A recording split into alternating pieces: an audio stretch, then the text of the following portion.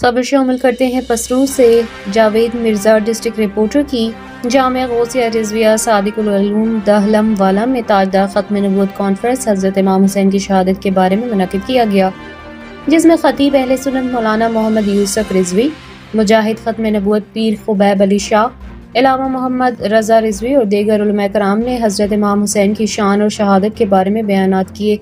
لوگوں نے کثیر تعداد میں شرکت کی۔ علماء کرام کا بیان جاری تھا کہ برسات شروع ہو گئی۔ عاشقان رسول نے برسات کے نظاروں کے ساتھ ساتھ شان مصطفیٰ اور شان حضرت امام حسین اور شان صحابہ کے نظاروں سے مستفید ہوئے۔